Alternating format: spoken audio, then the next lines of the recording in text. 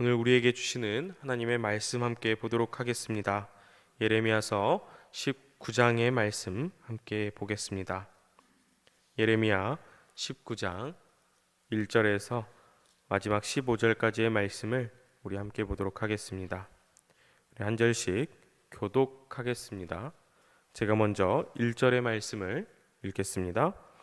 여호와께서 이같이 말씀하시되 가서 토기장이의 오지병을 사고 백성의 어른들과 제사장의 어른 몇 사람을 데리고 하시듬은 어기 곁에 있는 흰놈의 아들의 골짜기로 가서 거기서 내가 내게 이른 말을 선포하여 이르기를 너희 유다 왕들과 예루살렘 거민아 여호와의 말씀을 들으라.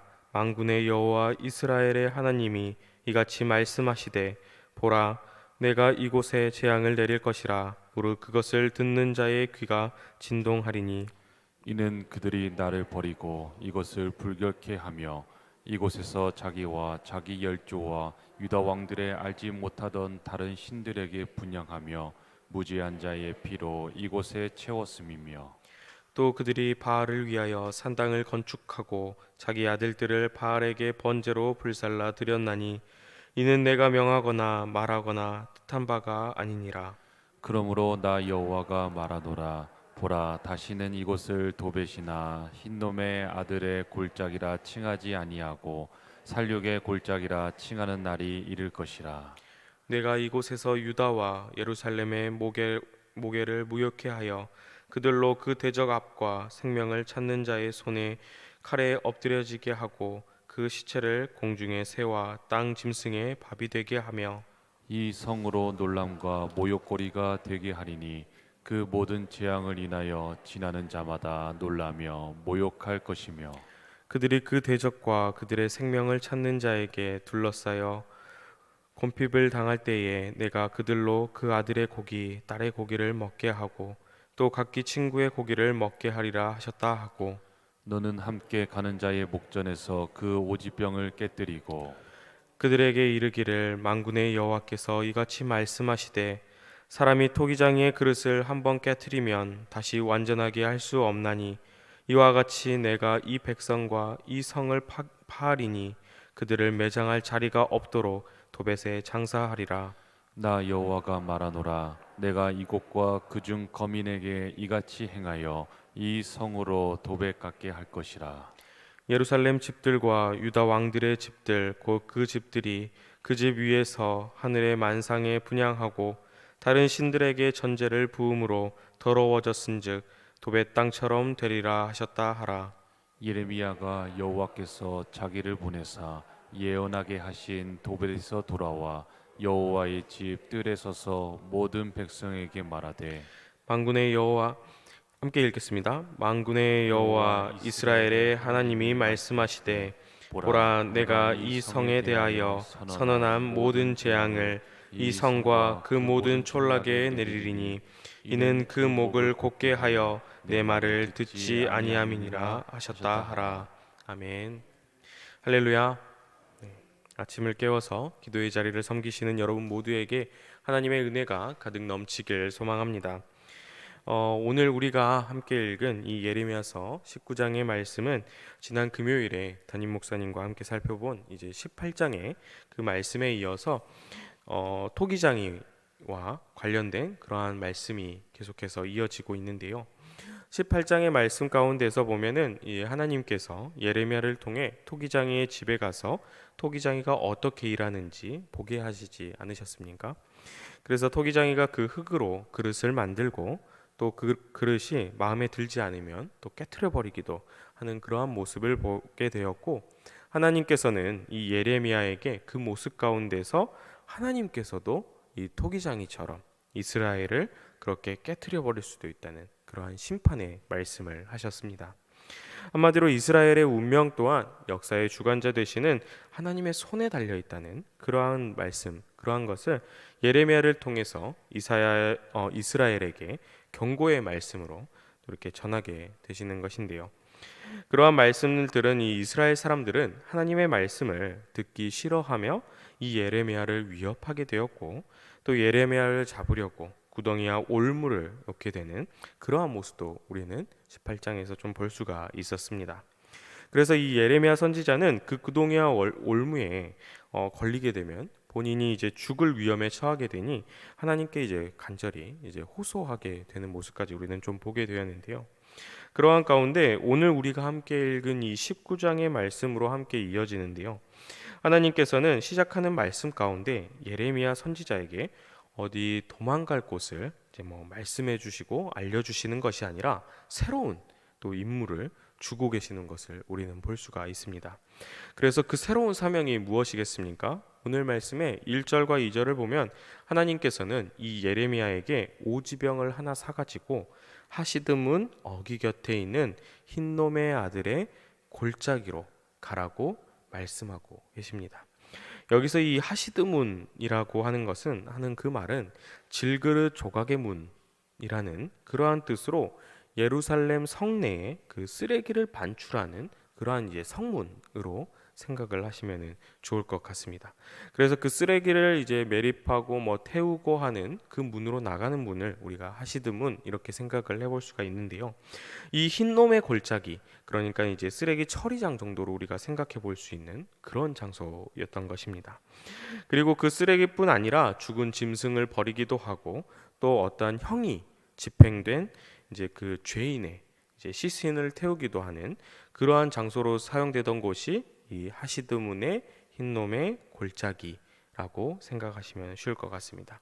그런데 문제는 이 하시드문, 이 흰놈의 골짜기에서 이제 벌어지던 그러한 일들인데요. 역대기 하 28장의 말씀을 보면은 이 흰놈의 골짜기에서 바알이나 몰렉이라고 하는 그 우상을 위한 산당을 이곳 흰놈의 골짜기에 짓고 그곳에서 어린 자녀들을 산채로 불살라서 제물을 바치기까지 한 그러한 일들이 발생했던 곳입니다. 따라서 이 흰놈의 골짜기는 우상을 섬기는 지역, 게다가 힘없는 어린아이들까지 제물로 바치는, 우상에게 제물로 바쳐졌던 그러한 하나님께서 끔찍이도 싫어하셨던 인신제사가 일어났던 그러한 곳을 오늘 말씀 가운데서는 등장을 하고 하나님께서는 이 예레미야에게 그곳을 가라고 말씀하고 계시는 것입니다. 그래서 이어지는 말씀 가운데는 무엇이라 말씀합니까? 4절과 5절의 말씀을 우리 함께 살펴보면은 유다 왕들이 알지 못하던 그 다른 신들에게 분향하고 무죄한 자의 피로 이곳이 채워졌다고 그렇게 말씀하고 있습니다. 그리고 바알을 위해 산당도 짓고 자기 아들들을 번제로 불살라 버렸다고 바쳐졌다고 그렇게까지 말씀하고 있지 않습니까?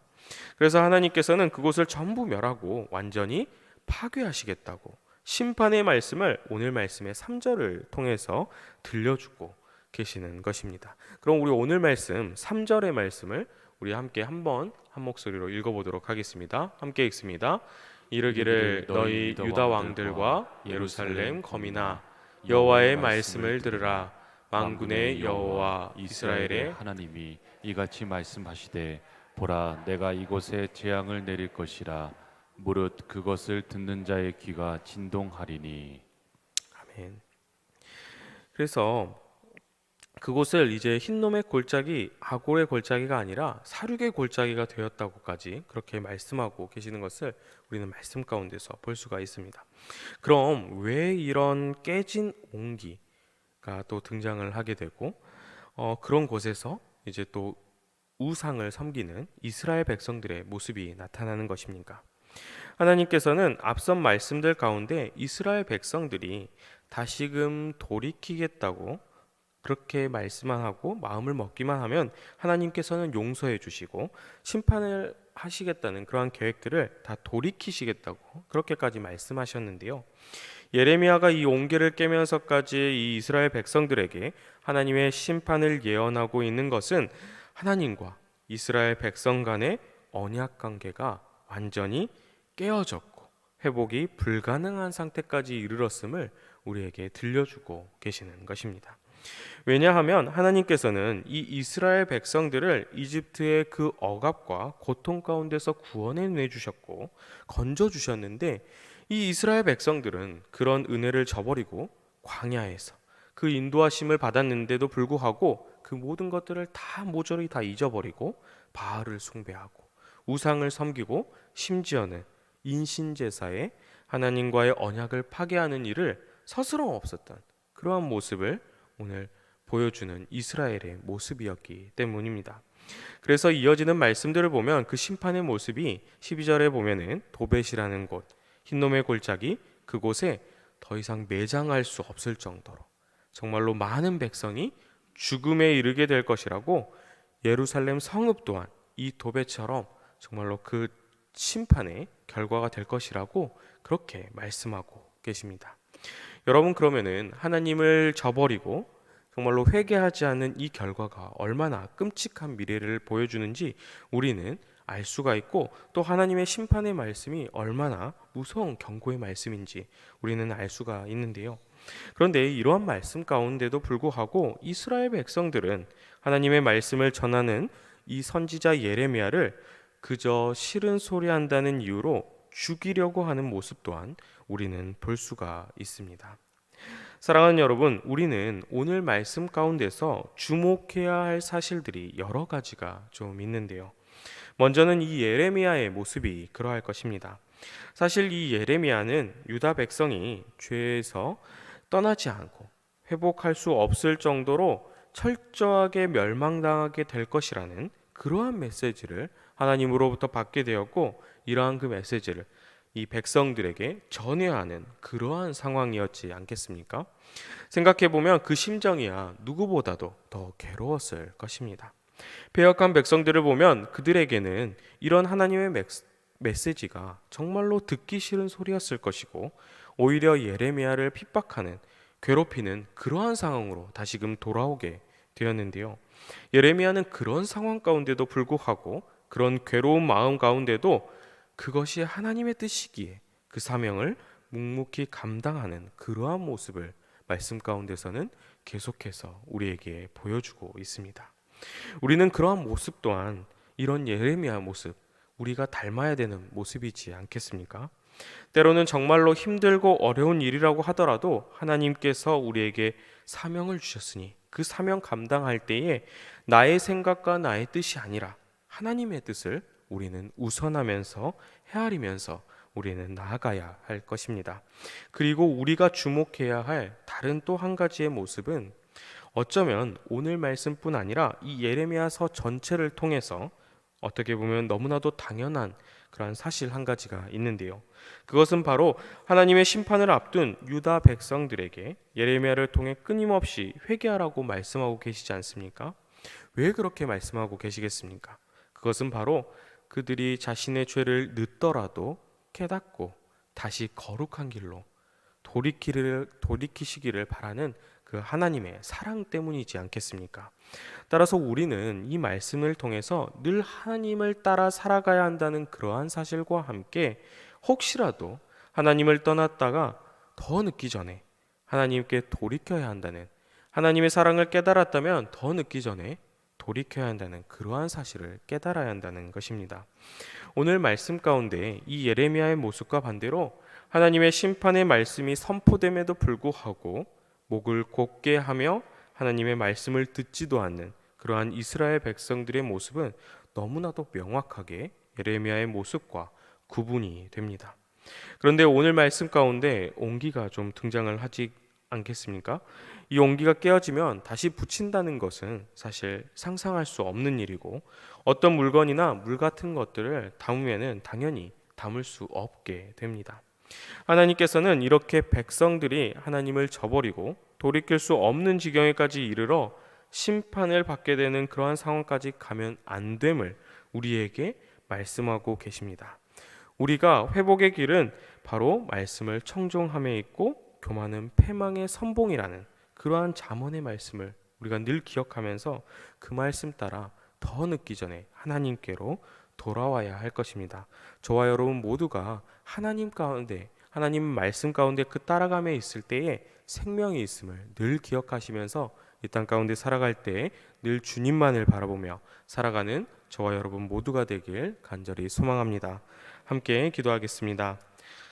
자비하신 하나님, 오늘 이렇게 귀한 하루를 우리에게 허락하여 주시고 말씀을 보면서 기도로 하루를 시작하게 하심에 감사를 드립니다.